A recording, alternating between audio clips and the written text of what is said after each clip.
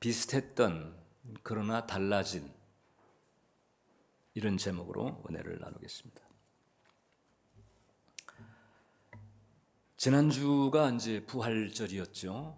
부활 이후 일어난 일에 대해서 소개되는 이제 사건들이 많지가 않습니다만 이제 오늘 본문이 그 중에 하나이고 특히 이제 우리들의 현실과 맞물려서 아주 직결되는 부분들이 있기 때문에 같이 나눠봅니다. 자, 예루살렘에서 북서쪽으로 한 11km 떨어진 곳에 엠마오라고 하는 작은 마을이 있어요. 예루살렘에서 엠마오에 이르는 그 길, 그 이제 두 사람이 걷고 있었습니다.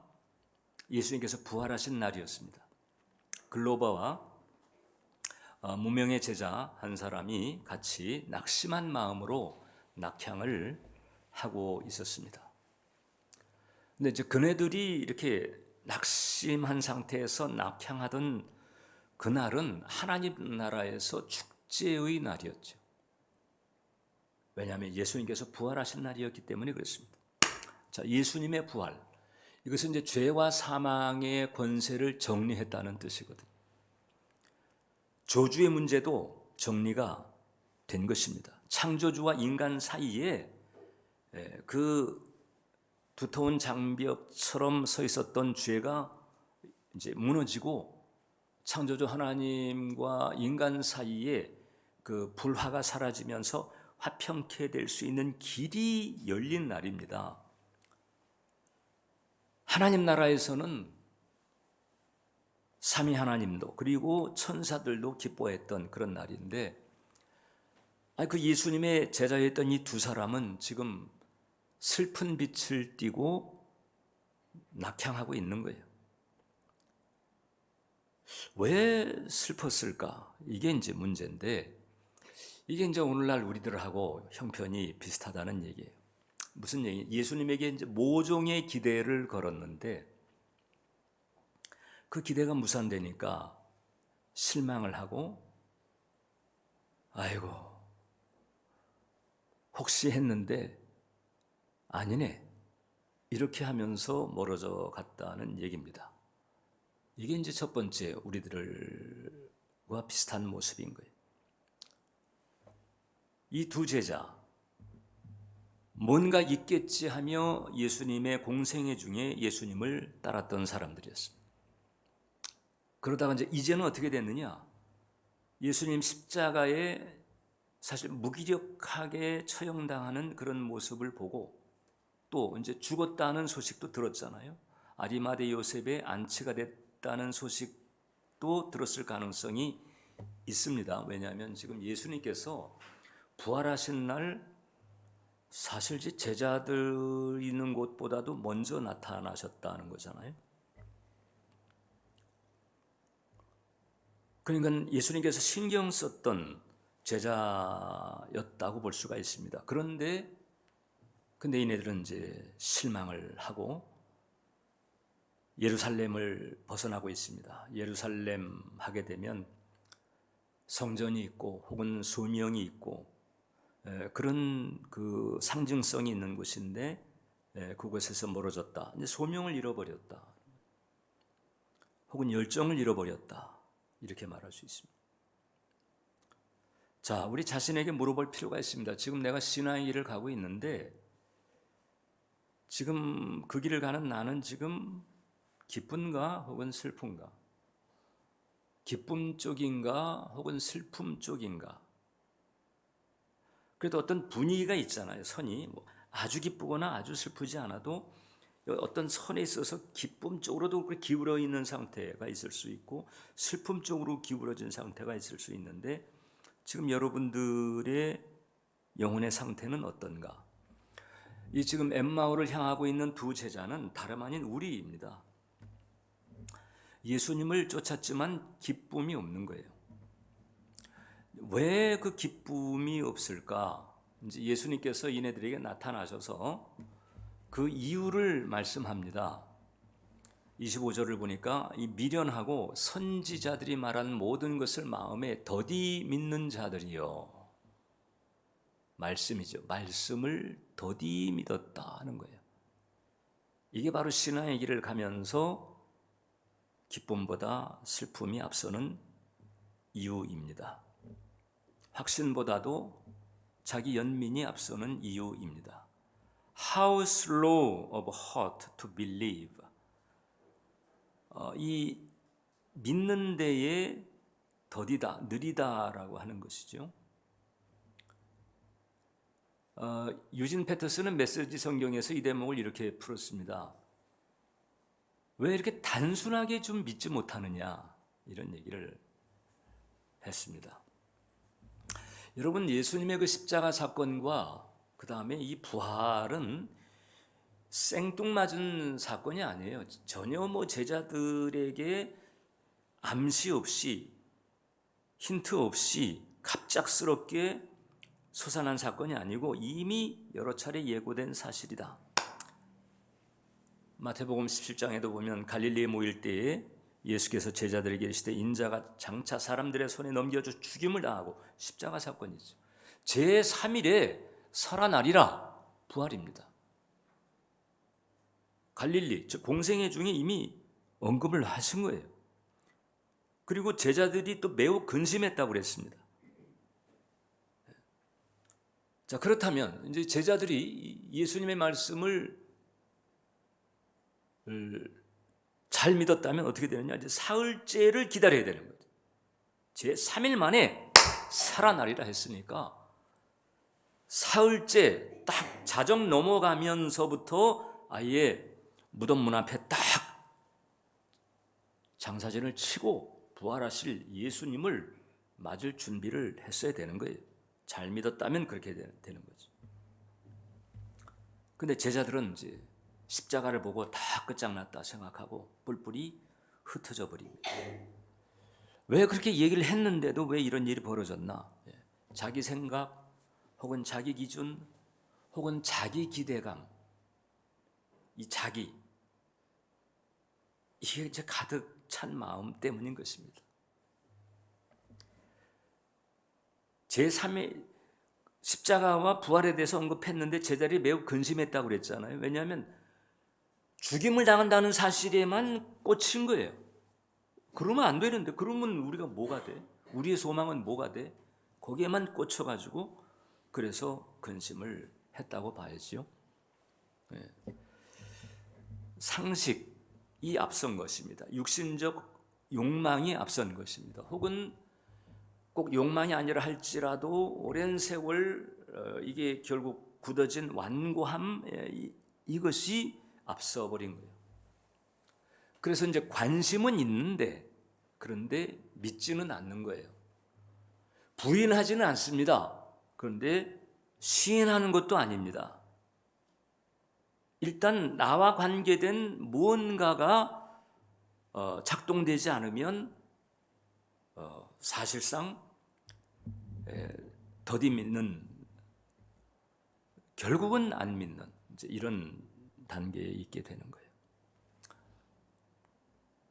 그래서 그 메시지 성경을 보게 되면 이렇게 이제 예수님이 이 두 제자에게 말합니다. 참 머리가 둔하고 마음이 무디다. 머리가 둔하고 마음이 무디다. 이것은 이제 돌대가리다 이런 얘기가 아니고 이 말씀을 좀 찬찬히, 그 베레아 사람들이 그랬다는 거잖아요. 자세히 상고했다. 이렇게 자세히 상고를 해야 되는데 그렇게 하지 않았다는 거예요. 그리고 예언자들이 말한 모든 것을 단순히 믿지 않았다는 거죠. 사실 이 빈 무덤을 다녀온 여인들의 이야기를 이 두 사람이 알고 있었어요. 그 주님을 섬기던 여인들이 새벽에 무덤에 갔는데 무덤이 빈 것을 보고 왔다는 얘기는 우리가 들었는데 이 정도면 엄청난 암시거든요. 엄청난 힌트인데 그런데도 이제 그 다음은 없는 거예요. 그러니까 이 두 사람은 이렇게 말할 수가 있어요. 말씀만 잘 알고 말씀을 자세히 상고하고 말씀만 잘 믿고 따랐어도 안 할 수 있는 마음고생을 지금 하고 있는 것이고, 말씀만 잘 믿고 따랐어도 안 했을 헛걸음을 지금 하고 있는 거죠. 참 이게 우리네 현실하고 비슷한 거예요. 저도 돌이켜보면 그런 적들이 한두 번이 아니고 지금도 늘 주님 앞에는 자신이 없습니다. 내가 또 내 속에 어떤 완고함이, 내 속에 또 어떤 그 자기 생각이 어떻게 작용하고 있을지 없다고는 할 수가 없습니다. 저의 경우. 그래서 늘 주님 앞에 살아계신 하나님의 아들이신 예수님, 저를 불쌍히 여기소서. 왜냐하면 더디 믿고 안 믿고 이런 부분들이 실제한다는 사실을 제가 부인할 수 없기 때문에 늘 겸허한 심령으로 주님 앞에 나아갈 수밖에 없는 이유예요. 중요한 것은 말씀에 눈을 뜨는 것이 필요하다. 그래서 두 번째, 이 두 제자에게 필요한 것이 우리에게도 필요한 거예요. 무엇이 필요할까? 자, 이 대목에서 감사하게도 예수님은 이런 우리를 이해하신다는 거잖아요. 판단하고 정죄하는 게 아니고 내치는 게 아니고, 그래, 너희가 믿기 힘들었을 것이다. 내가 너희들의 어떠함을 내가 익히 알지 않느냐. 너희는 죄 중에 잉태가 되고, 너희는 죄 중에 출생을 하고, 너희는 죄 중에 교육을 받고, 죄 중에서 사는 법만 익숙한 상태에서 내가 하는 말을 선뜻 혹은 단순하게 받아들이기가 쉽지는 않았을 것이다. 주님은 기본적으로 이런 이해를 합니다. 그래서 낙심한 영혼들, 슬퍼하는 영혼들을 그대로 두지 아니하시고 다가오시는 거예요. 이 엠마오로 향한 두 제자에게 나타나신 것처럼 주님은 다가오신다. 그리고 결국은 그 낙심을 열심으로, 절망을 소망으로 바꿔주시는 은혜를 베풀어 주시는 것입니다. 어떻게냐? 이제 이 대목이 중요한데, 결국 말씀을 올바로 깨닫게 하시면서, 말씀을 올바로 깨닫게 하시면서, 그래서 그 말씀에 대한 온전한 믿음. 이 땅에서 여러분, 이 땅에서 우리가 하나님을 알고 접할 수 있는 길이 말씀을 통해서잖아요. 그리고 성령께서는 이제 우리가 그 갈망의 마음을 가지고 말씀을 접할 때에 그 말씀이 리얼리티, 실제가 되게 하신단 말이죠. 이런 은혜가 우리에게 필요하다. 그리고 이런 은혜가 임하게 되면, 그러면 이 엠마오의 두 제자에게 나타났던 것처럼 심령에 어떤 그런 그 증거들이 나타난다는 거예요. 32절을 보니까 그들이 서로 말하듯 길에서 우리에게 말씀하시고 우리에게 성경을 풀어주실 때 우리 속에서 마음이 뜨겁지 아니하더냐. 드디어 육신의 껍데기가 벗겨지면서 하나님의 마음, 하나님의 말씀을 알게 되고 하나님의 사랑을 알게 되면서 심령이, 즉 마음이 뜨거워지는 은혜가 임했다는 거잖아요. 여기서 뜨겁다라고 하는 것은 쉽게 말하면 깨달음이 왔다.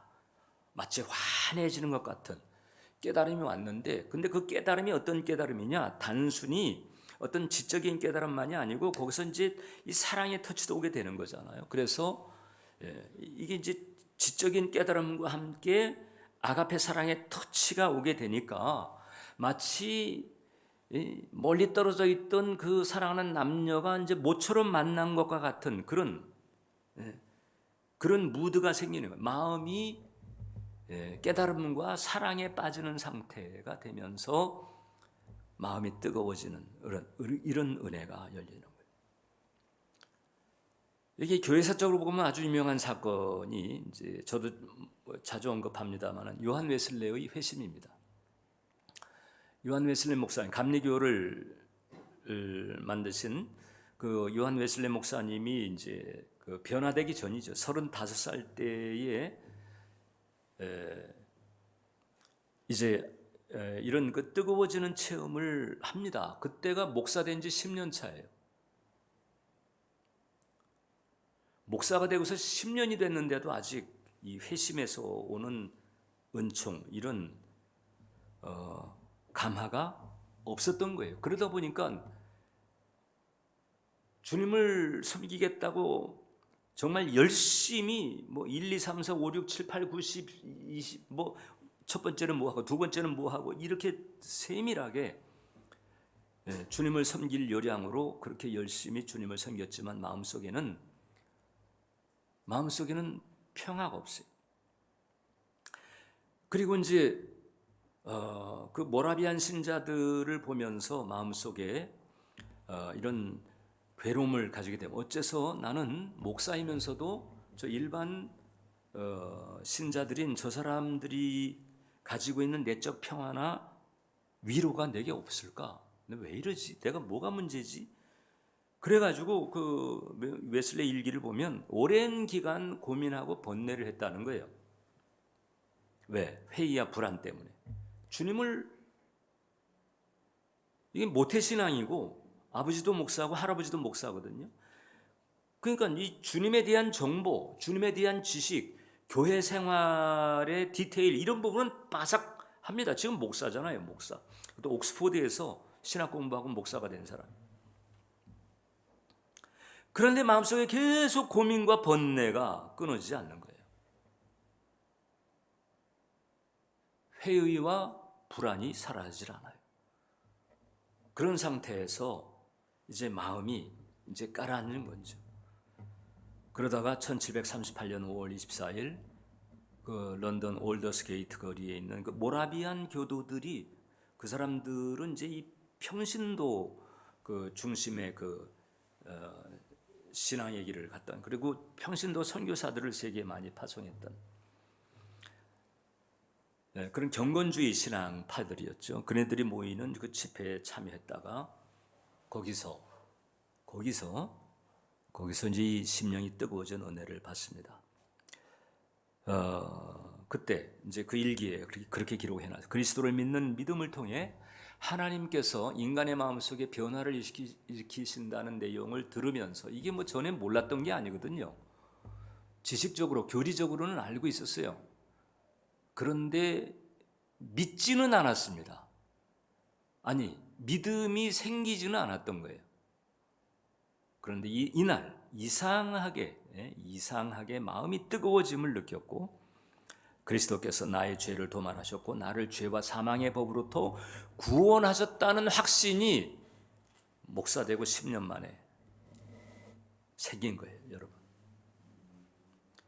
그리고 이제 이런 뜨거운 경험을 체험하고 나가지고 너무 이게 좋으니까 그냥 동생 찰스 웨슬레이 있잖아요.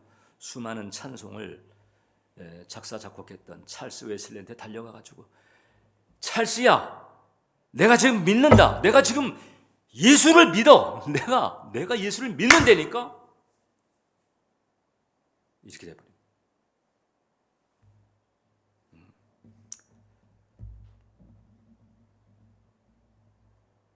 성령께서 하시는 일이죠. 성령께서 말씀을 통해서 그 껍데기를 딱 벗겨내 준 거지. 상식, 완고함, 자기 욕망 혹은 자기 기대감 혹은 자기 기준 이 껍데기를 쭉 벗겨내니까 쫙 하고 빛이 많은 은혜가 임했습니다. 엠마오의 두 제자들에게도 바로 이런 은혜가 임한 것이죠. 예수님께서 말씀을 풀어주시니까 그 예수님이 성령께서 100% 역사하시는 분인데 그러니까 이제 눈이 밝아지는 거죠. 마음 눈이 열려지면서 그랬었구나. 말씀에 다 있네. 이렇게 돼요. 말씀에 다 있네.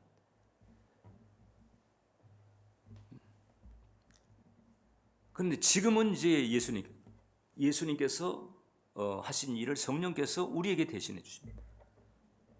그때는 예수님이 다 하셨는데 예수님 승천하신 뒤에는 이제 성령께서 예수님 하셨던 그 일을 우리에게 행해 주시는 거예요. 요한복음 14장을 보면 보혜사 곧 아버지께서 내 이름으로 보내실 성령 그가 너희에게 모든 것을 가르치고 내가 너희에게 말한 모든 것 내가 너희에게 말한 모든 것이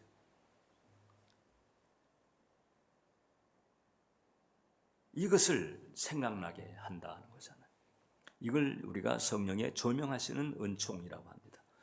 이 성령의 조명하시는 은총이 이제 주로 언제 강력하게 역사하느냐?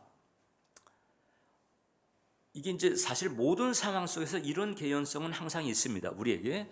그래서 이 조명하시는 은총을 늘 구하는 마음이 필요한 건데, 특별히 이제 조명하시는 은총이 더 햇살처럼 환히 비치는 이런 조건이 어떤 조건이냐? 그 어떤 사람의 내면에서 그 욕망이나 야심, 완고함, 이런 고정관념이 부서지는 바닥에서 더 환히 비춰진다는 거예요. 지금 사실 두 제자도 낙심해서 낙향하고 있잖아요. 바닥인 거예요. 요한 웨슬레도 목사된 지 10년 차가 됐는데 다른 평신도보다 못해. 그걸 너무 절감을 하고 좌절 가운데 있는 거예요. 내가 정말 구원받은 게 맞나? 구원받은 게 아직 아니었잖아요, 사실. 근데 이제 바닥에 내려가 버리니까 그때 빛이 비춰지는 거예요. 그래서 그 유명한 구약 신학자가 있습니다. 버나드 앤더슨이라고, 그 구약에 대한 좋은 책을 많이 쓴 분인데, 성경은 파선한 자의 마음으로 읽어야 된다. 파선한 자, 배가 파선해 가지고 지금 이제 둥둥 떠다니면서 이제 뭐 하나 뭐 딱 붙잡을 수밖에 없는 절박한 그런 마음이 되었을 때 성경이 비로소 은혜가 되고 힘이 된다는 거예요. 그럼 그 이전에는 왜 안 될까요? 왜 어려울까? 전혀 안 되는 것은 아닌데 왜 어려울까? 자기 생각이 딱 굳어져서 이 성령의 빛이 안 들어가는 거예요. 성령의 빛은 아주 민감하잖아요. 우리 영혼, 그 영과 우리의 그 지정의 그 혼 사이에서 그 영혼 안에서 아주 세미하게 일어나는 그런 일인데, 너무 생각이 딱 굳어지니까 성령의 빛이 안 들어가요. 그러니까 결국 굳어졌던 그 완고함이 산산이 조각났을 때, 그때 그 낙심의 바닥에 딱 내려갔을 때, 그때 이제 말씀이 새롭게 다가오고 말씀을 통해서 주님을 진지하게 만나는 은혜가 임하게 되는 거예요. 그래서 그 카일 아이들만이라고 하는 그 미국의 이제 유명한 목사님이 있습니다. 우리나라에도 책들이 많이 소개가 됐는데 이렇게 얘기했습니다. 일어나라. 내 거적에서, 내 동굴에서, 내 십자가에서, 내 절망에서 일어나 다시 걸어가라. 아직 늦지 않았다. 지금 이 순간이야말로 가장 완벽한 시간이다. 바로 지금 주님이 당신을 만나고자 하신다. 그저 도움을 요청하라. 무력할수록 좋다는 거예요. 무력할수록 좋다. 여러분, 이 무력감이 들 때가 말씀을 제대로 만나고, 이 무력감이 들 때에 간절하게 또 애타게 외치는 이 기도가 잘 먹힌다는 거거든요. 왜냐하면 온전히 이제 의지할 수밖에 없으니까. 이제 나는 안 된다는 걸 아는 거예요.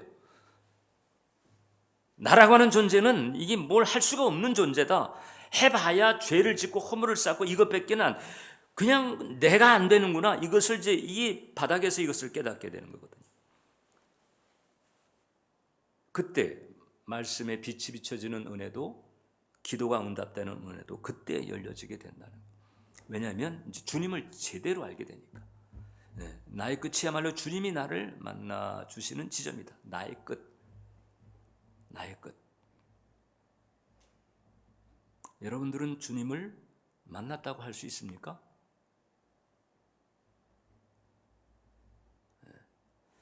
성령께서는 주님을 알게 하시고 말씀을 알게 하시고 그것도 사랑 안에서 만나게 하신다. 그러기에 우리는 예수님 권면처럼 성령을 구하는 게 필요합니다. 왜냐하면 성령의 역사는 물론 하나님의 주권에 따라서 우리에게 언제 어느 때 열릴지 모르지만은 이게 자동적으로 되는, 교회 다닌다고 자동적으로 되는 게 아닌 거예요. 옥스퍼드에서 신학 공부하고 목사 한 수 받고 10년 차가 됐는데도 그 이전에 얼마나 많은 예배를 인도했고 아버지 교회도 목회를 했거든요. 미국에 선교사도 갔어요. 그런데 겪을 때마다 이게 자기의 어떠함이 그대로 드러나면서 번뇌가 되었다는 거잖아요. 그래서 성령을 구하는 게 필요한 거죠. 누가복음 11장에 다 같이 함께 읽겠습니다. 시작. 너희가 악할지라도 좋은 것을 자식에게 줄 줄 알거든 하물며 너희 하늘 아버지께서 구하는 자에게 성령을 주시지 않겠느냐. 구하는 자에게 성령을 주신다는 거예요. 구하는 자에게.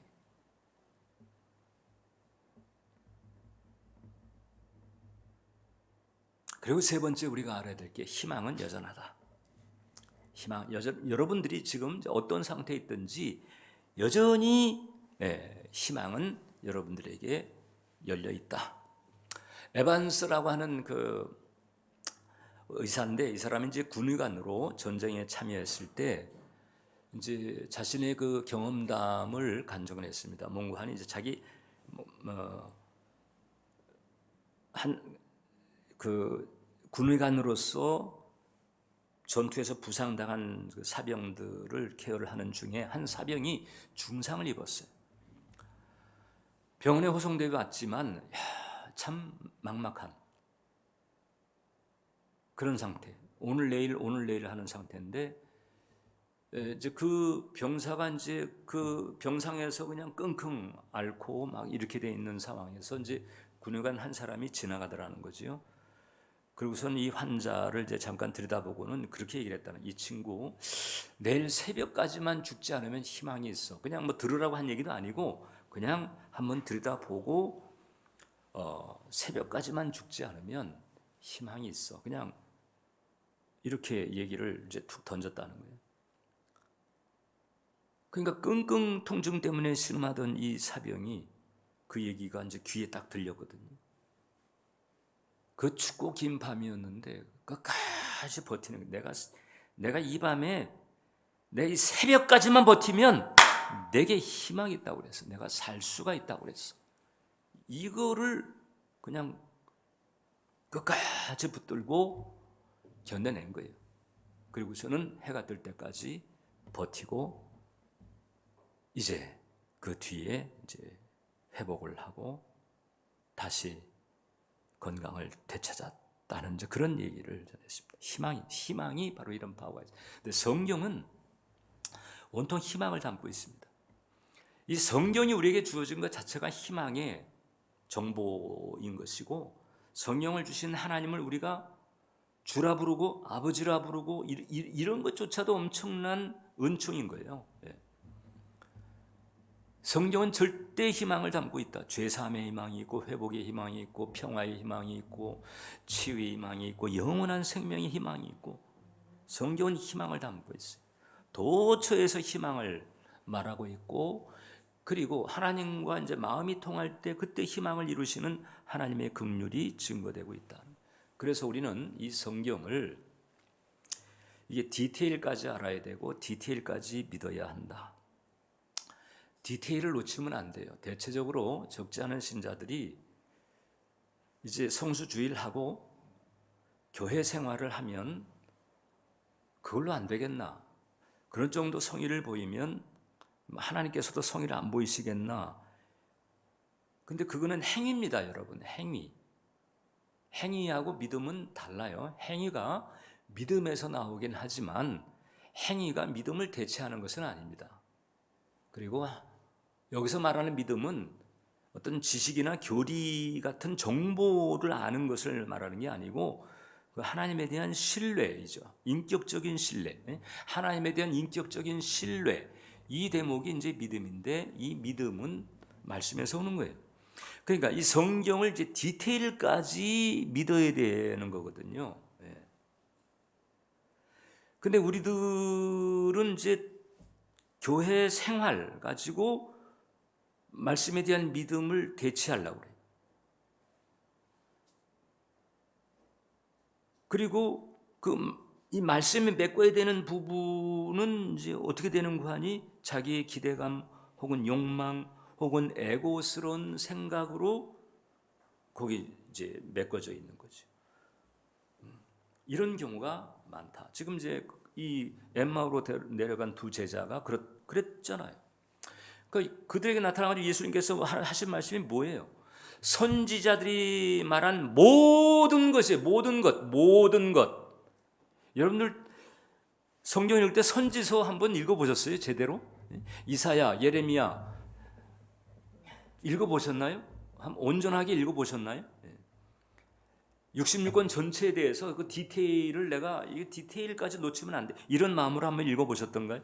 예, 선지자님이 말하는 모든 것, 모든 선지자들이 글로 시작하여 모든 성경에 쓴 바 자기에 관한 것, 모든 것이 모든 것, 모든 것을 알아야 되고 믿어야 된다는 거죠. 모든 말씀을 믿으려면 모든 말씀을 알아야 되는 거죠. 일주일에 한 번 설교 본문을 듣는 것 가지고는 충분치가 않습니다, 여러분. 충분치가 않아요. 모든 디테일. 그래서 우리가 이제 묵상이라도 하면서 그런 디테일을 놓치지 않으려고 애를 쓰는 거잖아요. 그래서 모든 것, 모든 말씀, 이것을 우리가 추구할 때 성령께서는 역사하셔서 이제 각자의 형편과 사정에 따라 그 말씀을 실제화시켜 주신다. 이미 이제 우리가 성령을 왜 필요로 하는지, 성령의 조명하시는 은총이 왜 필요로 하는지 이것을 이제 우리가 구해야 되는데, 이 성령의 역사 안에서 우리가 말씀의 디테일, 성경의 디테일까지 알아야 된다. 디테일까지. 지금 이 엠마오 두 제자의 문제가 뭐예요? 다른 제자들도 마찬가지잖아요. 뭔고 하니 예수님 말씀하신 디테일까지 마음이 못 미치는 거예요. 왜? 자기 생각이 가득했으니까. 그 말씀의 모든 디테일을 알기 위해서 시간과 에너지를 투자를 해야 되는 거지.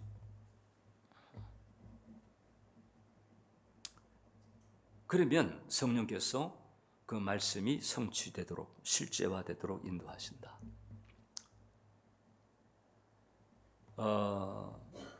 저는 그 마음의 어려움을 느낄 때 그 도스토옙스키, 제가 이제 좀 마음의 어려움을 느낄 때에 찾는 사례들이 있습니다. 빅터 프랭클도 그렇고 도스토옙스키도 그렇고. 도스토옙스키 역시 인생 바닥에 떨어졌을 때가 있었어요. 러시아 제국 시절에 이제 황제에 대해서 그 반대 활동을 하다가 결국 시베리아 유형을 가게 되는데 10년 동안 시베리아에서 유형 생활을 합니다. 중노동 4년 그리고 6년 동안 이제 감옥 생활 이렇게 쭉 10년을 그 바닥에 이제 간 거죠. 바닥에. 근데 그 시베리아의 바닥 생활이 도스토옙스키에는 정말 귀중한 자산이 된 거예요. 왜냐하면 그 시베리아를 가는 중에 이제 그쪽 지역에서 이제 그 살고 있는 사람들이 이제 성경을 시베리아 가는 죄수들에게 주는 거예요. 성경을 읽으라. 그때 그 성경을 받으면서 이 도스토옙스키의 마음에 이제 하나님에 대한 지식은 있었으니까.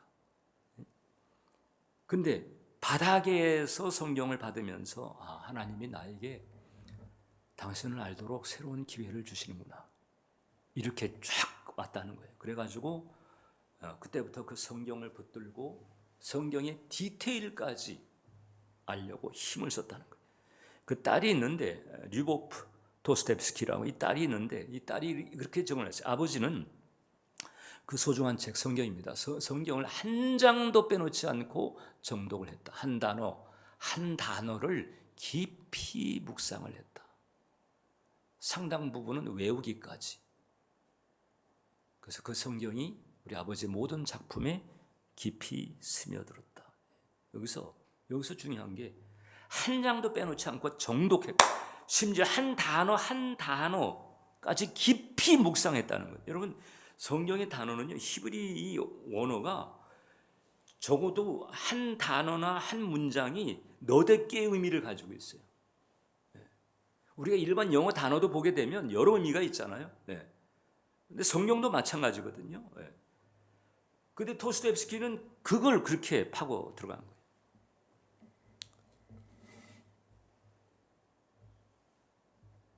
여러분, 도스토옙스키는 죽을 때까지 간질 발작을 했던 사람이에요. 그런 그 통증이, 인생의 통증이 여전히 있었지만은 이 성경 말씀을 한 장 한 장, 한 단어 한 단어 묵상하는 과정에서 주님을 만나게 된 거예요. 주님을 딱 만나니까 현실이 해결이 안 됐는데 해결 안 된 현실을 다 감당할 수 있게 된 거예요. 오히려 해결 안 된 현실을 통해서 깨달은 어떤 인생에 대한 통찰 같은 게 있는 거예요. 그것은 해결 안 된 현실을 겪어보지 않은 사람은 모를 그런 삶의 깊이, 이런 것을 깨닫게 되면서 성경에 바탕한 사랑과 신앙을 가지고 그 부분을 다루기 시작한 거지. 나중에 자기에게 성경을 준 사람에게 도스토옙스키가 자신의 신앙 고백을 담은 편지를 보냈습니다. 저의 신앙 고백은 단순합니다. 그리스도보다 아름답고 심오하며 사랑이 넘치고 정당하고 용맹스럽고 완전한 분은 전혀, 이게 중요한 거예요. 주님을 알게 된 거예요. 내가 성경을 몇 장 읽었냐, 1독을 했냐, 2독을 했냐, 이게 아니고 주님을 알게 된 거예요. 언제? 바닥에서. 그 바닥에서 헤어나올 그 기약이 없는 상태에서 여전히 간질 발작 때문에 온갖 창피를 당할 수밖에 없는 그런 바닥에서 이 도스토옙스키는 주님을 알았단 말이에요. 주님 자체를 알았어요. 주님 자체를. 그 다음부터는 다 감당하는 거예요. 거기에서 죄와 벌이라고 하는 작품이 나오고 카라마조프의 형제들이라는 작품이 나오고 그런 걸작들이 나오고 죽을 때까지 간질 발작을 걸머쥐고 있는데, 그런데 이미 이제 그 도스토옙스키를 통해서 사람들은 주님을 느끼는 거예요. 아주 깊은 그 주님에 대한 이해, 인생의 통증, 고난에 대한 깊은 이해, 사람들은 거기서 감화를 하는 거예요. 아이고, 이 간질하는 사람이 쓴 소설이라며 누가 그래요? 도스토옙스키 작품을 놓고? 아니잖아요. 네.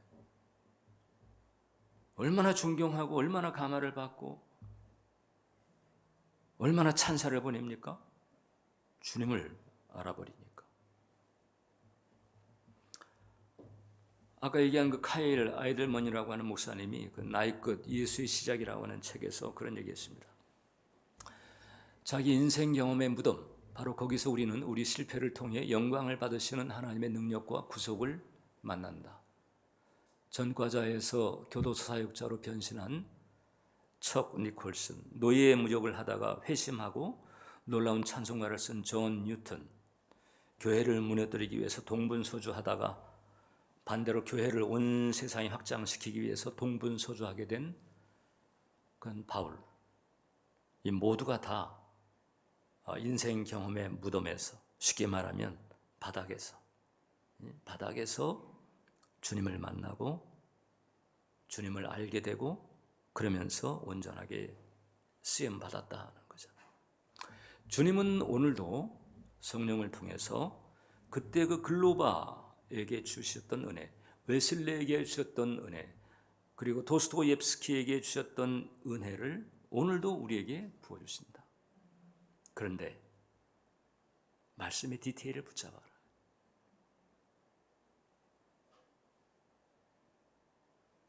우리가 이 세상에서 접할 수 있는 하나님을 접할 수, 보이지 않는 하나님을 접하는 것이 우선 말씀입니다. 모든 말씀이에요. 모든 말씀. 말씀의 디테일을 우리가 붙들어 나아가는 것이 대단히 중요한 이유가 거기 있다. 여러분들에게 이 은혜가 아주 깊이 풍성히 임하기를 축원드립니다. 기도하겠습니다. 살아계신 하나님, 그때 글로바에게 주신 은혜 우리에게 주시고 웨슬레에게 주신 은혜 우리에게 주시고 도스토옙스키에게 주신 은혜 우리에게 주시고 카일 아이들몬에게 깨닫게 하신 통찰 우리에게 부어 주옵소서. 예수님 이름으로 기도합니다.